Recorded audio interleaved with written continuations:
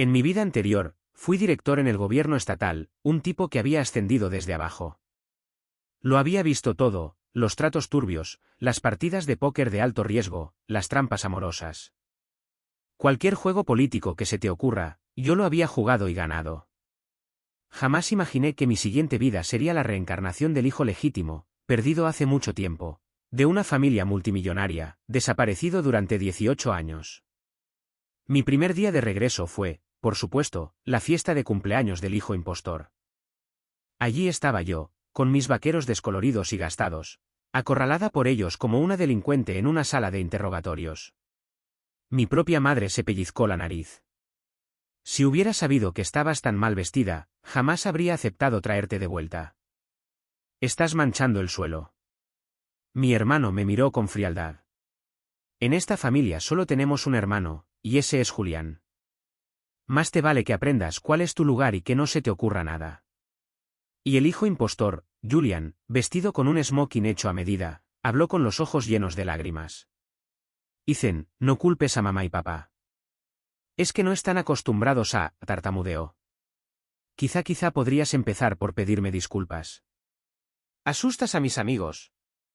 Me dio risa. Tomé una copa de vino tinto de una mesa cercana. En mi vida anterior, a esto le llamábamos prueba de conformidad. En esta vida, simplemente le llamamos novatada. Observé a esta familia, esta operación disfuncional, desorganizada e indisciplinada, un auténtico desastre, sin una clara jerarquía. Perfecto. Este equipo es un desastre. Tendré que gestionarlo yo mismo. Objetivo. Unidad modelo del año. 1. Revolví el líquido rojo oscuro en el vaso, mientras mi mirada se desviaba hacia un camarero de aspecto nervioso que rondaba cerca. Ven aquí. El camarero se quedó paralizado, señalándose el pecho con incredulidad. Asentí. Se acercó apresuradamente, haciendo una reverencia con nerviosismo. Le entregué la copa de vino y señalé un pequeño charco en el suelo, derramado cuando uno de los amigos de Julian me empujó antes. «Límpialo». Además, dije, volviéndome hacia mi madre biológica, la elegante y refinada mujer, que, según el protocolo estándar para eventos, una alfombra manchada debería reemplazarse de inmediato o los invitados deberían ser redirigidos a una recepción secundaria. Permitir que un derrame comprometa la estética del evento es una negligencia de sus deberes como anfitriona. El rostro impecablemente maquillado de mi madre comenzó a temblar, y sus labios se tensaron. «Tú». La ignoré y me volví hacia mi supuesto hermano, Ethan Sterling. Tu responsabilidad es proteger a los miembros de esta familia. Hace un momento, esta joven, señalé a una chica vestida de forma llamativa junto a Julian, me insultó. Como hermano mayor, tu omisión al no intervenir también fue una negligencia. El rostro de Ethan palideció. Finalmente, mi mirada se posó en el rostro de Julian, surcado de lágrimas. Como invitado de honor, tu principal objetivo es entretener a tus invitados, no generar conflictos internos ni socavar la unidad familiar. Incitar a los invitados a presionar a un miembro de tu propia familia es una pésima estrategia. Hice una pausa y luego expresé mi evaluación final con un tono tranquilo y sereno. Los 3 miembros clave del personal fueron negligentes en sus funciones. La gestión general de esta fiesta de cumpleaños se califica como insatisfactoria. El rincón quedó sumido en un silencio sepulcral. Las lágrimas de Julian se aferraban a sus pestañas, olvidadas. Mi madre temblaba de rabia, y los dedos con los que me señalaba se agitaban incontrolablemente. Ethan rechinó los dientes. ¿Quién demonios te crees que eres? Siseo. Soy Jacob Sterling, dije, llamándome así.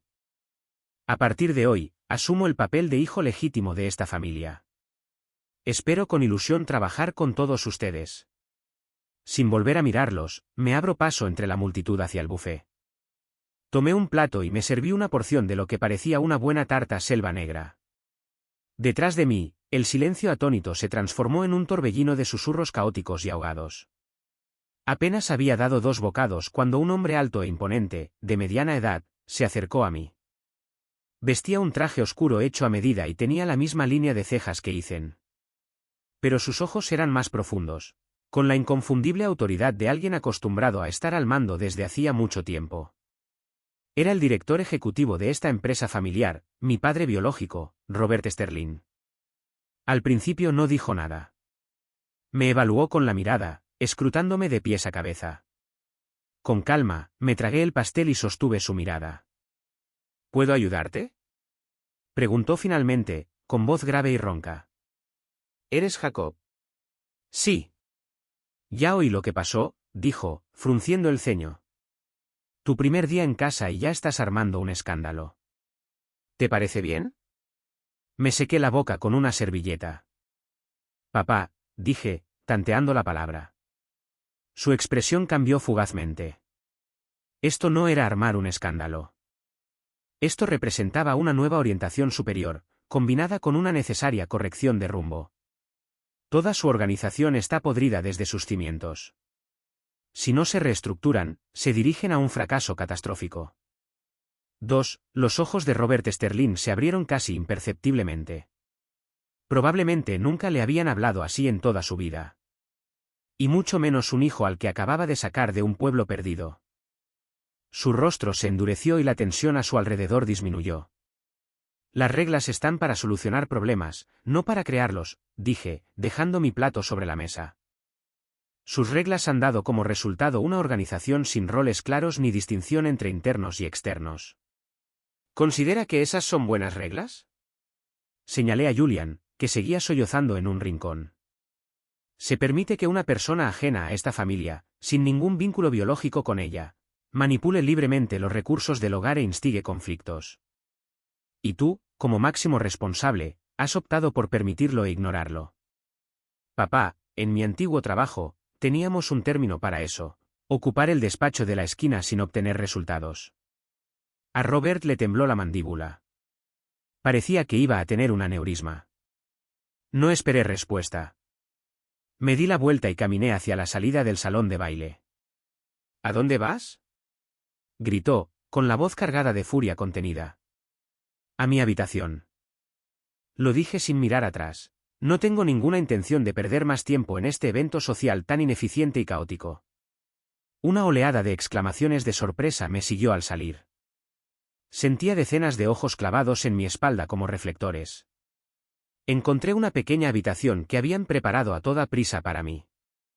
Cerré la puerta y me aislé del ruido. El primer paso para enderezar este negocio chapucero fue comprender su estructura organizativa y la distribución de sus activos. Encendí el viejo y desvencijado ordenador de sobremesa que tenía aparcado en un rincón y empecé a buscar información sobre Sterling Corporation en Google. A la mañana siguiente, me despertó un fuerte golpe en la puerta. Era la ama de llaves. Me informó con semblante severo que mi madre había decretado que, puesto que yo era tan aficionada a las normas, a partir de ahora seguiría las de la familia Sterling. No debía salir de mi habitación sin permiso. Me traerían 3 comidas al día. Así que me estaban poniendo en cuarentena. Asentí para indicar que lo entendía. Después de que se fue, miré el desayuno que había traído. Una sola rebanada de pan tostado seco y una taza de café aguado y flojo. Recurriendo a la asignación discriminatoria de recursos. Un clásico. Lo devoré despacio y con calma, y luego volví a centrar mi atención en el viejo ordenador. La red Wi-Fi familiar no tenía restricciones. En un solo día, descargué y analicé los estados financieros públicos de los últimos 5 años de Sterling Corporation, junto con todos los artículos de prensa, entrevistas y cambios de personal que pude encontrar. Para la tarde, ya tenía un conocimiento sólido de la situación actual de la organización.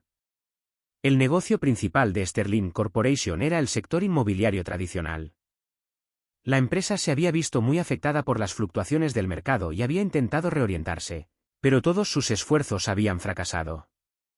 Su gestión interna era un desastre, plagada de nepotismo. Varios puestos clave estaban ocupados por familiares de mi madre.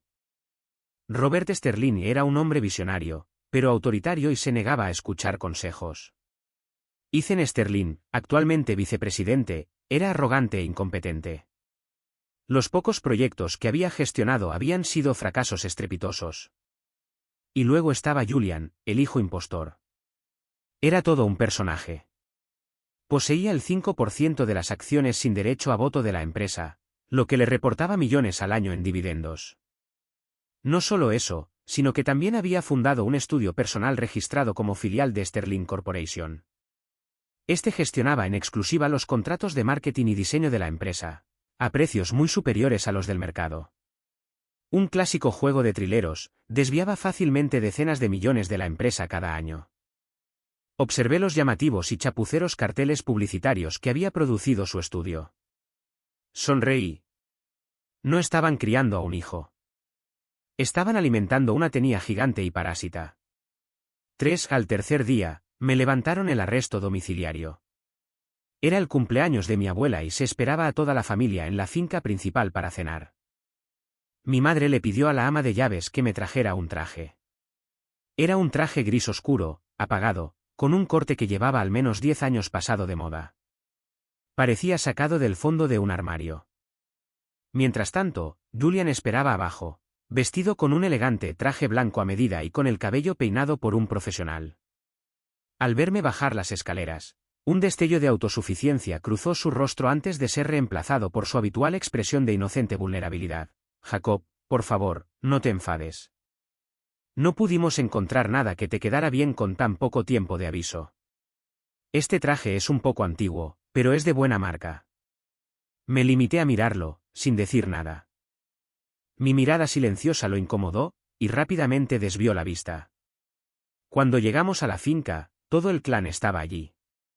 Mi abuela, la matriarca de la familia, presidía la mesa, irradiando una serena autoridad. Me echó una mirada fugaz, luego, radiante, atrajo a Julian hacia ella y lo hizo sentarse a su lado. «Ay, Julian, cada día estás más guapo». En la mesa, todos se deshacían en halagos hacia Julian, el ambiente estaba cargado de risas y elogios. Me sentaron en el extremo opuesto de la mesa, completamente ignorada. Me sentí como la becaria sin sueldo en una reunión de directorio, la que solo está ahí para servir café. A mitad de la comida, Julian gritó de repente, «¡Oh!», y su cuchara cayó al suelo, salpicando sopa por todo su impecable traje blanco. Sus ojos se pusieron rojos al instante al mirarme, y le temblaba el labio. «Jacob, ¿por qué me has hecho esto?». Al instante, todas las miradas en la mesa se volvieron hacia mí. Estaba en medio de comerme una costilla de cerdo con calma. Al oírlo, dejé los palillos y levanté la vista. «¿Te choqué?». «Sí», lo hizo. Uno de nuestros primos intervino de inmediato. «Yo lo vi». Jacob extendió el brazo y chocó con Julian. El rostro de mi madre se endureció. Jacob, espetó. ¿No tienes modales? ¿Cómo te atreves a comportarte así delante de tu abuela? Ethan golpeó la mesa con la mano. Me disculpé. Los ignoré y miré hacia la cabecera de la mesa, a mi abuela. La matriarca fruncía el ceño, claramente disgustada conmigo. «Abuela», dije. Mi voz no era fuerte, pero se impuso al ruido y silenció la habitación. «Eres la máxima autoridad en esta familia. En este preciso instante, durante tu cena de cumpleaños, alguien ha falsificado pruebas deliberadamente para incriminar a otro miembro de la familia. ¿Vas a hacerte cargo o no?». Su expresión cambió. «¿Qué acabas de decir?», dije, mientras me levantaba y me acercaba a Julian, que se había derramado la sopa encima. Señalé la mancha en su camisa. La sopa se había escurrido de arriba abajo. Si le hubiera dado un golpe en el brazo, la cuchara habría salido disparada y la sopa le habría salpicado el pecho y el costado. Pero como pueden ver, la mancha va en línea recta desde su pecho hasta su muslo. Esto indica que se le resbaló la mano o que inclinó la cuchara deliberadamente hacia sí mismo y luego la soltó. Tomé una cuchara de servir de la mesa e hice una demostración rápida. Las leyes de la física no mienten. Julian palideció. Estaba blanco como la nieve. Todos en la mesa quedaron atónitos, intercambiando miradas confusas. Dirigí mi atención al primo que había dado el falso testimonio. Como testigo, usted proporcionó una declaración falsa para engañar a un superior. En mi opinión, eso se llama deslealtad y deshonestidad. El rostro de mi primo se tornó de un tono púrpura moteado. Finalmente, regresé junto a mi abuela e hice una leve reverencia. Cuando se producen faltas éticas dentro de la familia, usted, como líder principal, Tiene el deber de supervisar y gestionar la situación. Recomiendo que Julian reciba una severa amonestación formal. Recomiendo que la persona que cometió perjurio reciba una advertencia verbal. En cuanto a mí, dije con una leve sonrisa, he sido acusada injustamente, lo cual me ha causado una gran angustia emocional. Exijo una disculpa pública de Julian, así como una indemnización económica por los daños sufridos. Nada demasiado extremo. El precio de venta de su traje debería cubrirlo. Alguien al otro extremo de la mesa se atragantó con la sopa, sin poder reprimir una risita. La cena de cumpleaños de la matriarca terminó mal. La abuela llamó a Julian a su despacho y le echó una bronca tremenda a solas. Cuando salió, tenía los ojos hinchados como nueces. No me pagó, pero sí se disculpó delante de toda la familia, escupiendo las palabras entre dientes. Fue mi primera victoria táctica desde que me uní a esta familia. El viaje de vuelta a casa fue de un silencio sepulcral. Mi madre y Ethan estaban sentados a cada lado mío como gárgolas de piedra, con los rostros más oscuros que el cielo nocturno. Robert iba sentado en el asiento del copiloto, en silencio, pero pude ver su ceño fruncido en el retrovisor. A mitad de camino a casa, mi madre finalmente explotó. «Jacob, ¿qué estás intentando hacer?», preguntó con voz chillona. «¿Estás empeñada en destruir a esta familia?». «Intento ayudarte», respondí con calma. «¿Ayudarme?». Rió como si fuera el chiste más gracioso del mundo. «Me has humillado por completo, ¿y a eso le llamas ayudar?».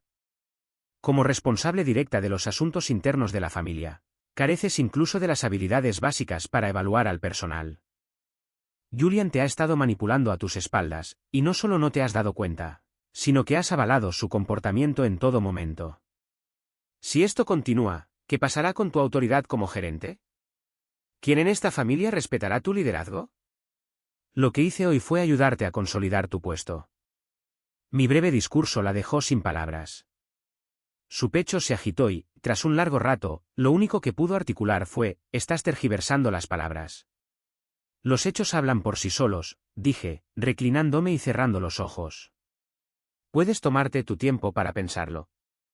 Durante los días siguientes, la casa estuvo en silencio. Julian empezó a evitarme activamente. La mirada de mi madre al verme había pasado del puro disgusto a algo más complejo. Aproveché este periodo de calma para iniciar la segunda fase de mi plan para mejorar la cultura familiar, establecer un código de conducta formal. Dediqué una tarde a redactar un documento titulado «Borrador del Código de Conducta y Política de Evaluación del Desempeño de la Familia Sterling». En él se detallaban los derechos, las obligaciones y las responsabilidades de cada miembro de la familia, así como las recompensas y los castigos por diferentes comportamientos. Por ejemplo, a cualquier persona que siembre discordia o cree conflictos familiares se le reducirá la paga mensual en un 50% y deberá presentar una autoevaluación escrita de al menos 1000 palabras. Quien realice una contribución excepcional a la familia podrá optar al premio a la contribución familiar, que incluye una bonificación en especie. A la mañana siguiente, durante el desayuno, coloqué una copia impresa del borrador delante del plato de cada persona. Este es un borrador del nuevo código de conducta familiar que preparé. Por favor, revísenlo y envíenme sus comentarios. Ethan ni siquiera lo miró. Arrugó el papel y lo tiró al suelo. ¿Estás loco? Mi madre cogió su ejemplar, leyó el título y le temblaron las manos de rabia. Jacob, ¿quién te crees que eres? Julia, mientras tanto, solo parecía tímida. Jacob, somos familia. ¿De verdad tenemos que ser tan formales? Solo Robert tomó el documento. Lo leyó con atención de principio a fin. Su expresión pasó del desprecio inicial a una concentración reflexiva. Y finalmente, a algo parecido a una profunda consideración. Durante 10 largos minutos, el comedor permaneció en silencio. Finalmente, dejó el documento y me miró con ojos penetrantes y analíticos. ¿A qué te dedicabas antes? Sonreí, a punto de responder. «Papá», gritó Julian de repente, con la voz llena de pánico y terror. «Ha pasado algo. Es grave». Levantó su teléfono. Apareció en pantalla una alerta de última hora del Wall Street Journal. Croft Enterprises acaba de anunciar la finalización de su colaboración con nuestra empresa, La iniciativa Westgate. Se acabó. Las palabras resonaron en la habitación como una bomba. Robert palideció. Se puso de pie de un salto, tambaleándose un instante como si fuera a caerse. La iniciativa Westgate fue clave para que Sterling Corporation diera un giro a su negocio inmobiliario, alejándose de las pérdidas. Era el proyecto al que se había dedicado con pasión durante años. Mi madre y Ethan estaban conmocionados. ¿Cómo pudo pasar esto? El trato estaba prácticamente firmado. Los ojos de Julian, llenos de lágrimas, se clavaron en mí, su mirada cargada de veneno. «Eras tú. Tiene que ser tú», gritó, señalándome con un dedo tembloroso. «Papá, alguien de la familia Croft se reunió con él ayer. Seguro que les dijo algo. Él saboteó el proyecto. Isabel Croft detesta este tipo de dramas familiares. Seguro que fue a contárselo todo». En un instante, me convertí en su enemigo. Los ojos de Robert estaban inyectados en sangre mientras me miraba fijamente. Una mirada tan intensa que parecía querer destrozarme con sus propias manos. «Fuiste tú», gruñó, con las palabras forzadas entre los dientes. Observé la sala, llena de gente presa del pánico e incompetente. En cuanto estalla una crisis, su primer instinto no es resolver el problema, sino desviar la atención y buscar un chivo expiatorio. Completamente repugnante. Sostuve la mirada de Robert sin inmutarme. «Papá, antes de empezar a buscar culpables, ¿no crees que deberíamos averiguar primero cuál es el problema en realidad? ¿Te atreves a contestarme?», rugió Ethan, abalanzándose sobre mí y agarrándome del cuello de la camisa. «Te voy a matar, maldito gafe». Una mano se extendió, veloz como un rayo, y le apretó la muñeca. Apliqué un poco de presión. Ethan gritó de dolor al quedar su brazo inerte. Lo aparté y me acomodé el cuello de la camisa. Empezando con la tortura antes incluso de que haya comenzado la revisión interna. Lo miré con frialdad. «Señor vicepresidente, su conducta profesional deja mucho que desear». Luego, me volví hacia Robert, que tenía el rostro pálido como la ceniza. «Dame 30 minutos. Averiguaré por qué se canceló el proyecto». «Y si no puedes», la voz de Robert era gélida. «Si no puedo», hice una pausa, «me iré de aquí con lo puesto y no volveré a tener nada que ver con la familia Sterling». El ambiente en el despacho de Robert Sterling era tan denso que casi me asfixiaba. Se sentó tras un enorme escritorio de caoba, fumando puros sin parar. Mi madre y Ethan estaban cerca, como centinelas furiosos. Julian estaba acurrucado en un sofá en la esquina, con los hombros temblando por los sollozos, aunque no dejaba de lanzarme miradas triunfantes. Ignoré el interrogatorio a presión que intentaban hacerme. Me dirigí directamente al escritorio y abrí el portátil de Robert. «Papá, necesito los datos de contacto de tu contacto en Croft Enterprises». Robert no respondió de inmediato. Me miró con extrema desconfianza. «¿Qué piensas hacer?».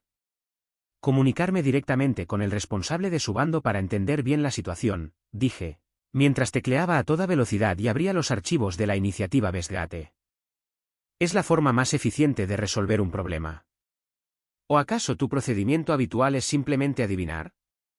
Ethan sonrió con desdén. «¿Quién te crees que eres? ¿Crees que Isabelle Croft va a reunirse contigo así como así?». Isabelle Croft. El joven y formidable director ejecutivo de Croft Enterprises. Una figura casi mítica en el mundo empresarial neoyorquino.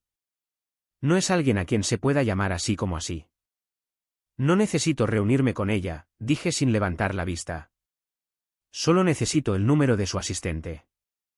Robert guardó silencio un instante antes de soltar un número de teléfono. Marqué inmediatamente. El teléfono sonó durante un buen rato antes de que contestara una voz masculina, educada y distante. Puse el altavoz. «Oficina de Isabelle Croft». «Hola, soy Jacob Sterling de Sterling Corporation. Llamo para preguntar sobre el motivo específico de la finalización de nuestra colaboración en la iniciativa Westgate». La voz al otro lado de la línea hizo una pausa, claramente sorprendida. «Lo siento, señor Sterling, pero esa fue la decisión final de la señora Croft. No podemos revelar el motivo». Una respuesta estándar. «No estoy pidiendo secretos comerciales», dije con calma. Sin embargo, cualquier ruptura de la relación profesional debe estar justificada. ¿Hubo algún problema con nuestra propuesta? ¿Nuestra oferta no era competitiva? ¿O tal vez nuestro personal cometió algún error durante las negociaciones?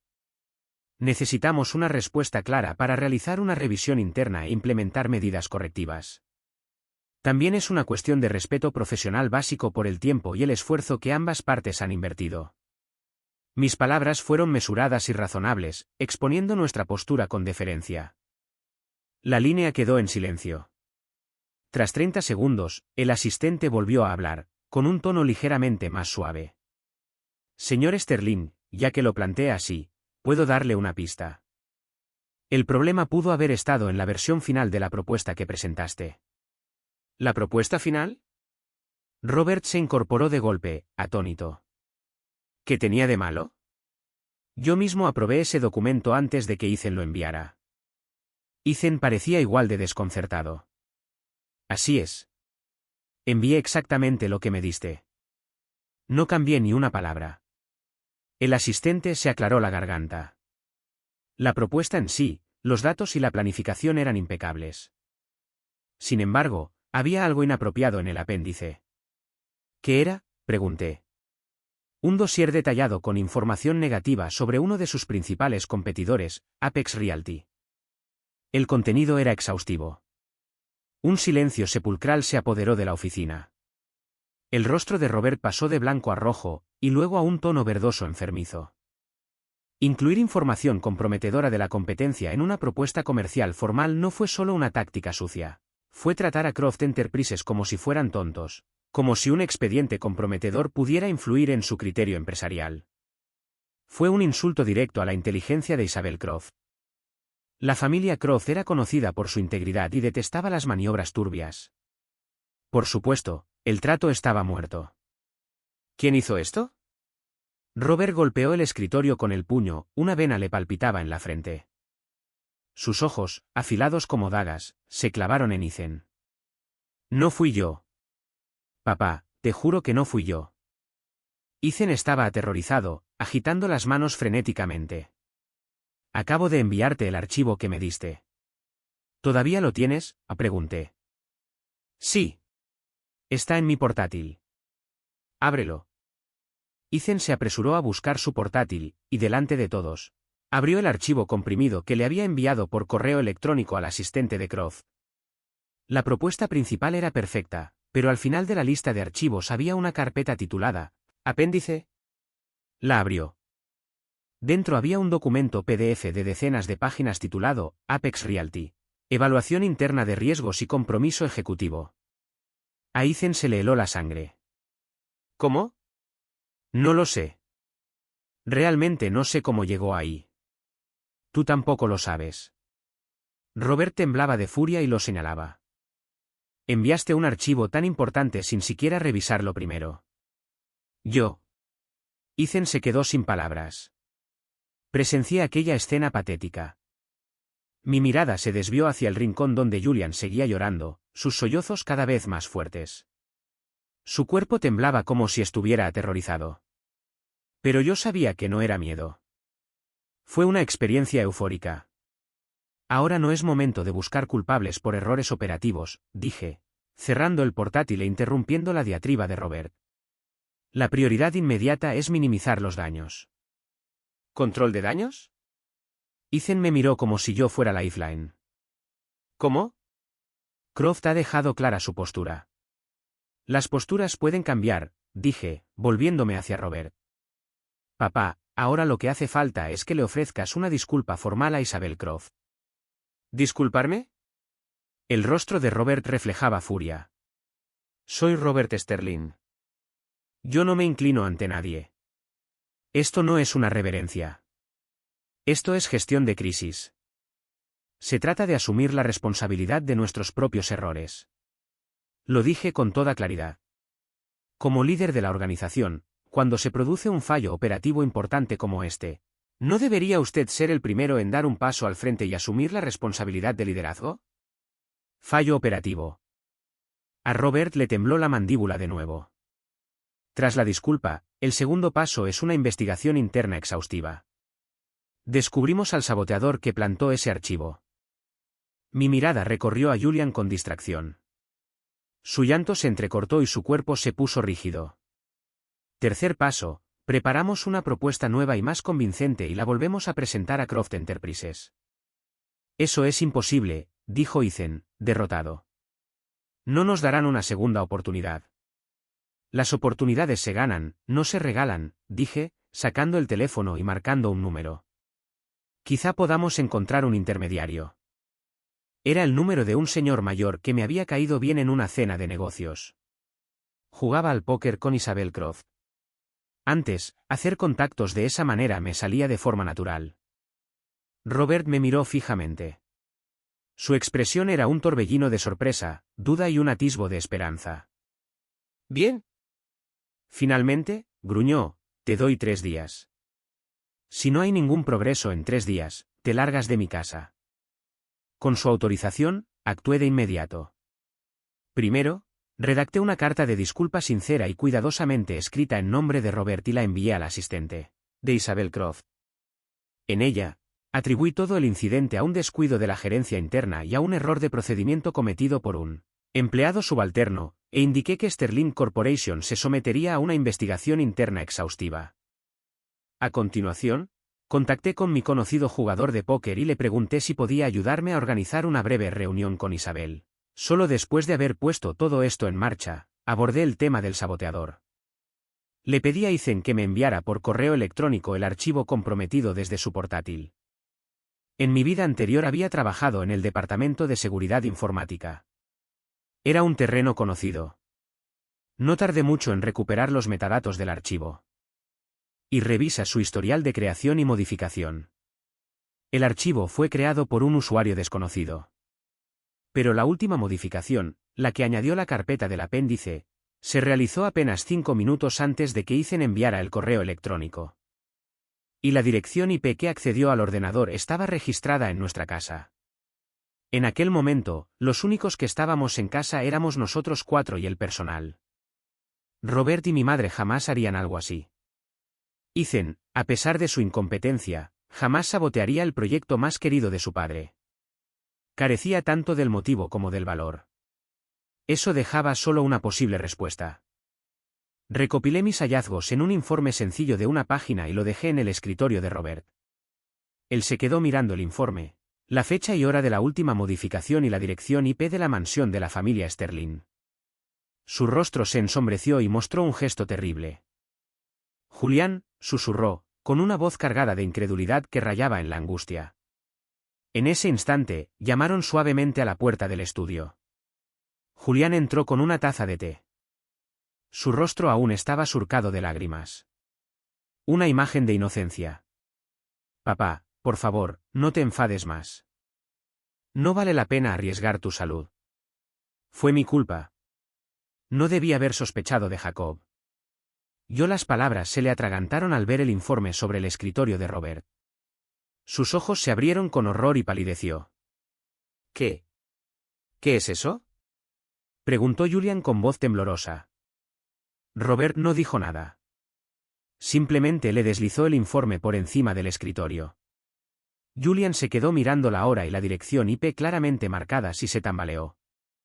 «No, no fui yo», negó con la cabeza violentamente, mientras las lágrimas corrían por sus mejillas. «Papá, de verdad que no fui yo.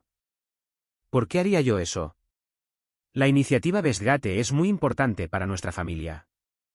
«Sí», dijo Robert con voz peligrosamente baja. «¿Por qué harías eso?». Julian cayó de rodillas con un golpe seco, agarró las piernas de Robert y sollozó histéricamente. «Papá, tienes que creerme. Alguien me incriminó. Fue Jacob. Tenía que ser él. De repente me señaló. Sabe de ordenadores.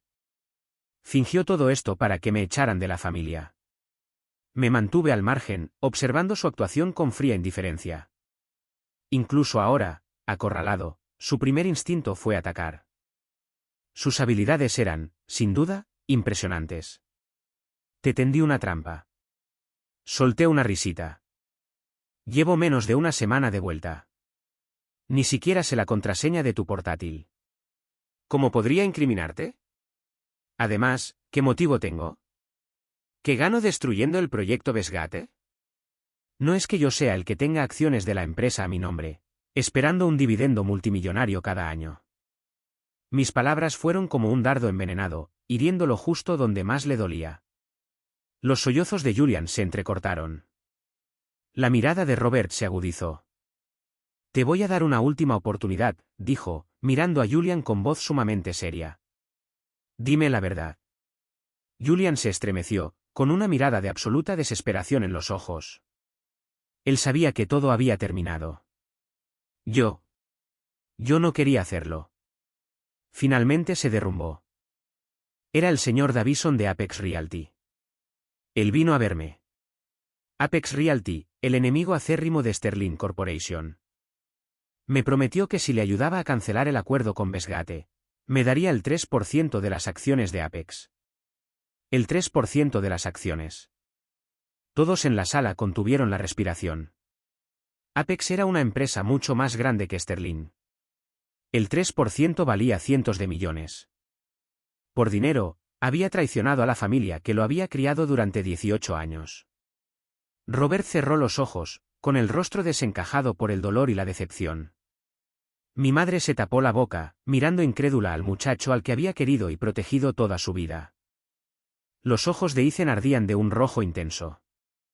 Señaló a Julian, tan furioso que ni siquiera podía articular palabra. Tú, serpiente desagradecida. ¿Que no? Chilló Julian, poniéndose de pie de un salto. Se secó las lágrimas, con una expresión que se transformó en algo salvaje y desafiante. Nunca fui tu hijo. Mi apellido es Vance, no Sterling. Mi madre me lo contó todo. Mi padre era guardia de seguridad en su empresa. Quedó discapacitado protegiéndolos, y ustedes solo nos dieron unas monedas y nos echaron. Y aquí estoy, en esta casa, comiendo su comida, usando su dinero. Me lo merecía. Era el pago de una deuda que tenías con mi familia. Esta asombrosa y retorcida reinterpretación de la historia dejó a todos sin palabras. Lo miré y por fin lo comprendí. Esto no era un simple intercambio de bebés. Era una campaña de venganza parasitaria, calculada y que duró 18 años. ¿Quiénes eran tus padres?, pregunté. Julian sonrió con desdén, a punto de hablar, pero la puerta del estudio se abrió de golpe. Una mujer de unos 50 años, vestida con uniforme de ama de llaves, entró corriendo y se interpuso entre Julian y el suelo, protegiéndolo. Era la señora Díaz, el ama de llaves de la familia desde hacía más de 20 años.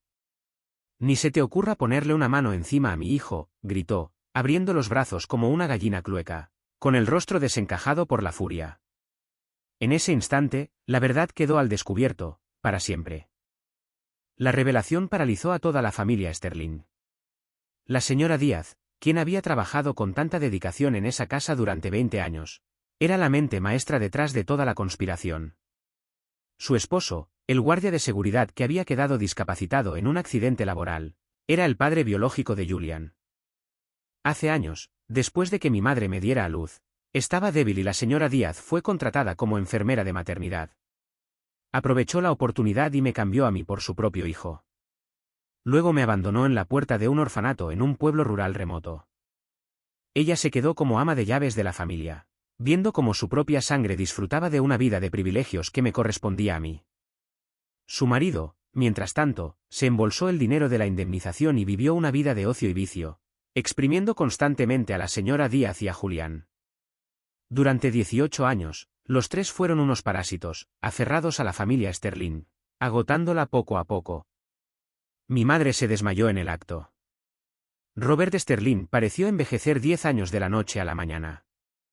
Ethan cayó en una espiral de dudas sobre sí mismo al darse cuenta de que el hermano al que había amado y defendido era hijo de los enemigos de su familia. Yo era la única que quedaba en pie. No tenía tiempo para recrearme en la tragedia de mi infancia robada. Había una crisis que gestionar. Lo primero que hice fue llamar a la policía.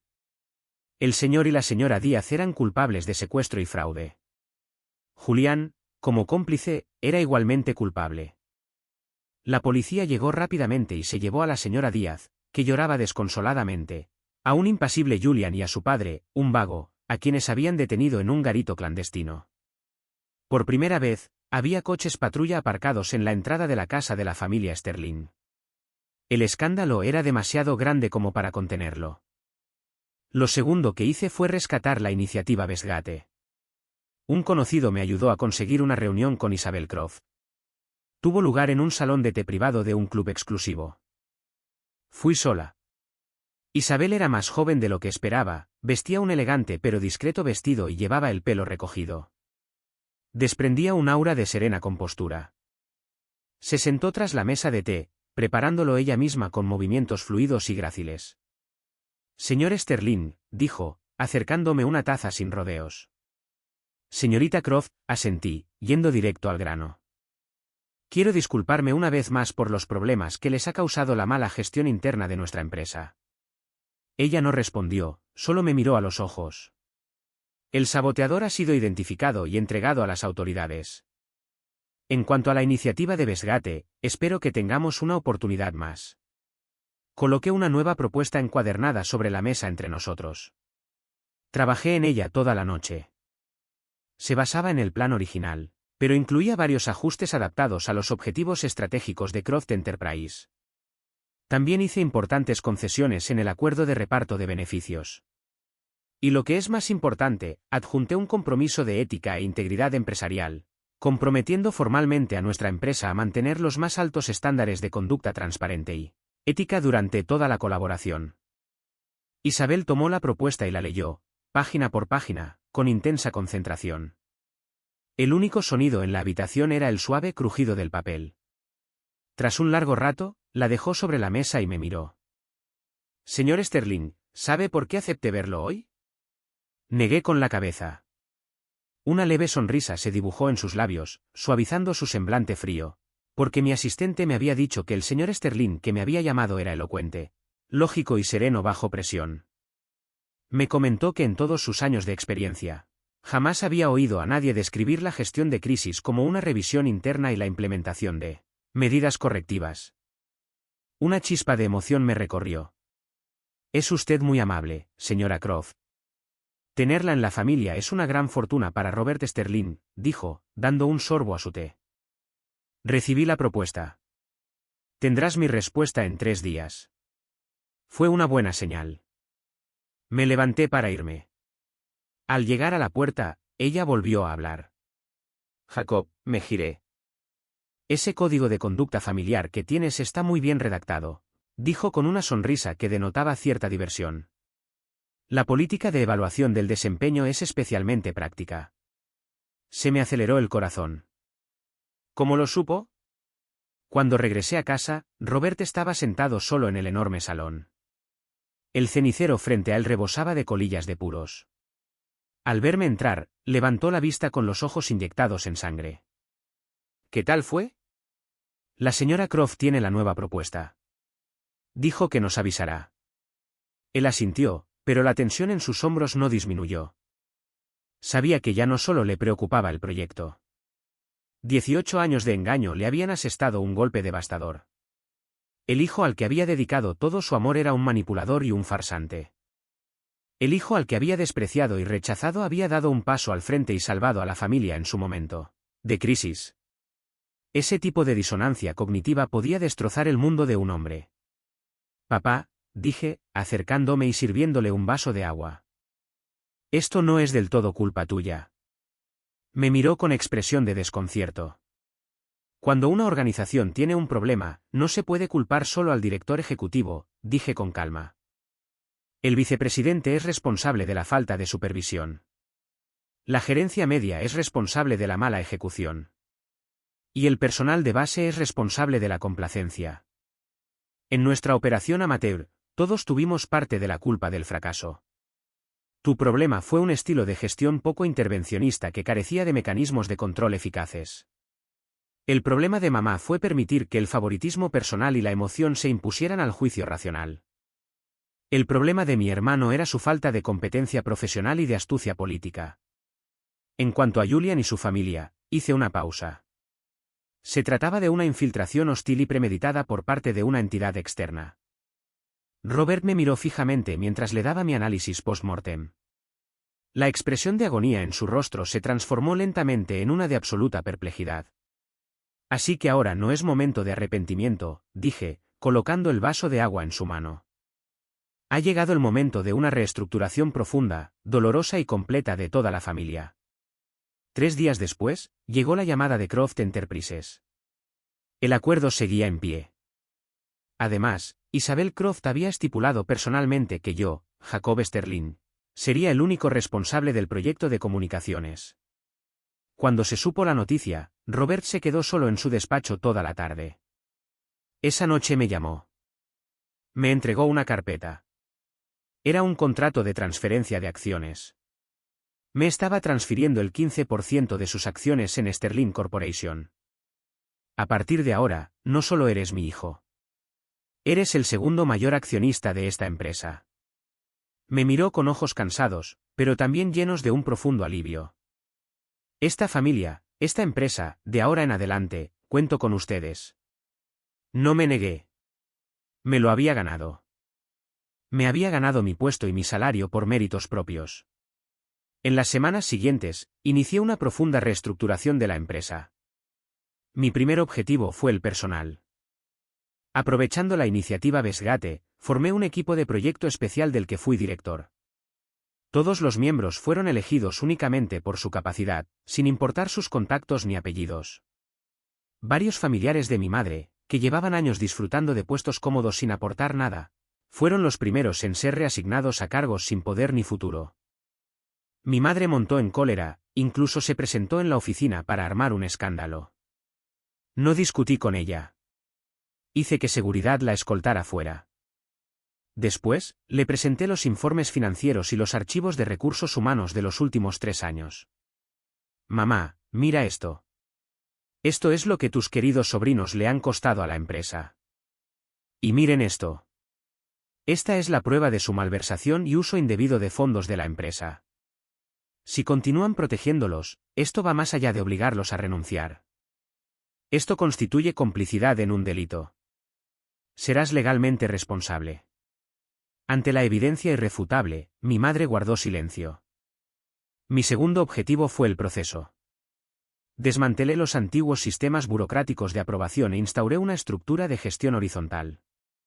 Las responsabilidades estaban claras y los indicadores de rendimiento eran transparentes.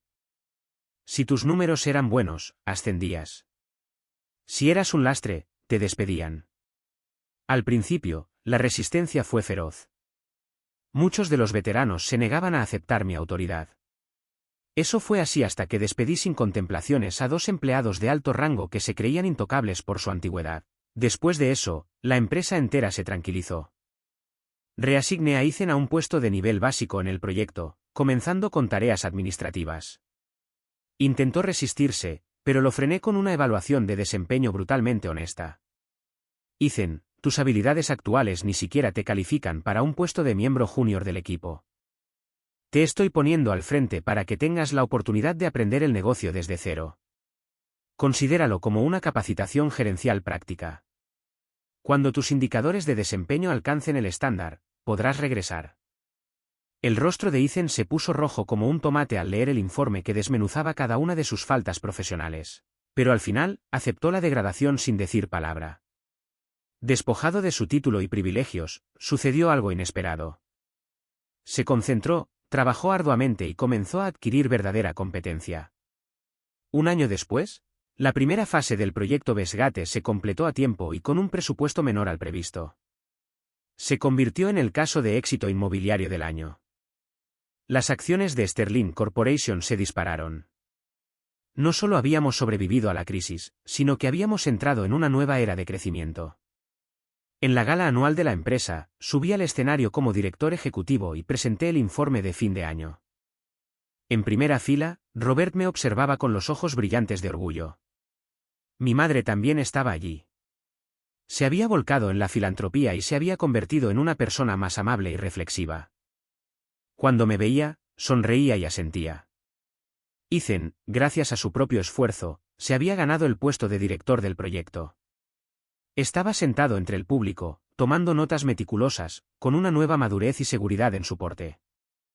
Mi equipo amateur, que por fin había comenzado, se había transformado en un equipo moderno y eficaz que sabía cómo ganar. Después de la gala, recibí una llamada de Isabelle Croft. Señor director ejecutivo, enhorabuena, me dijo con una sonrisa en la voz. El mérito es del equipo, señora Croft. ¿Está libre esta noche? Deberíamos celebrarlo. Me encantaría. Le respondí. Nos encontramos en un restaurante con vistas al río. Ella llevaba su traje de chaqueta habitual, pero con un vestido elegante y el pelo suelto. Estaba radiante.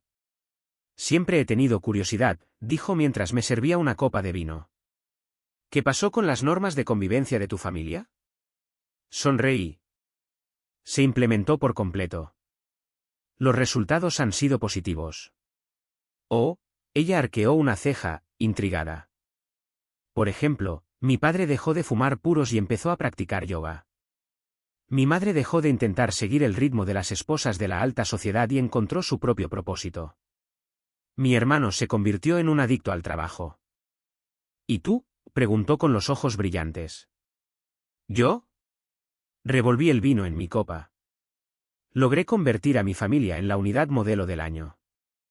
Ella soltó una risita grave y melódica.